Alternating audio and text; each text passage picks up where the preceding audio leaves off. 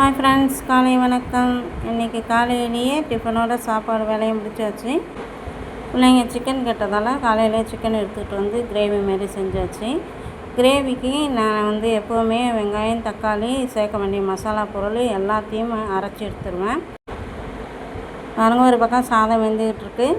சிக்கனை நீங்கள் நல்லா க்ளீன் பண்ணிவிட்டு இந்தமாரி தண்ணி வடிகிற ஒரு பாத்திரத்தில் வச்சிட்டிங்கன்னா அதில் இருக்க தண்ணிலாம் நல்லா வடிஞ்சிடும்.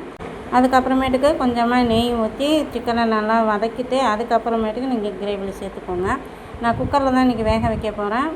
வெங்காயம், தக்காளி, பட்டை, கிராம்பு, சோம்பு, மிளகு, போட வேண்டிய மசாலா சாமான் எல்லாத்தையும் நல்லா பேஸ்ட் அந்த மாதிரி அரைச்சி எடுத்துக்கிட்டேன்.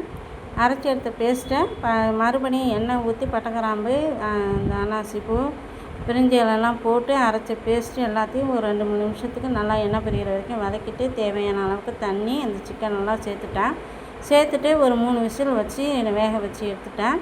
இட்லி ஒரு சைடு வெந்துக்கிட்டு இருக்குது. பாருங்கள், குழம்பு ரெடி. அடுத்தது பிள்ளைங்களுக்கு பேக் பண்ணி எடுத்து வச்சுட்டேன். பாப்பாவுக்கு சாப்பாடு, அவருக்கும் சாப்பாடு தான். ரசம் தனியாக எடுத்து வச்சுட்டேன். முட்டை ஆம்லேட் போட்டிருக்கேன். வெங்காயத்தெல்லாம் சேர்த்து வச்சுக்கோங்க. செடிங்களுக்கோ இல்லை நைட் நேரத்தில் கொசுவை விரட்டுறதுக்கோ புகை போடுறதுக்கு யூஸ் ஆகும். இன்றைய சமையல் வீடியோவும் டிப்ஸ் வீடியோ உங்களுக்கு பிடிச்சிருந்ததுன்னா மறக்காமல் கமெண்ட்ஸ் பண்ணுங்கள்.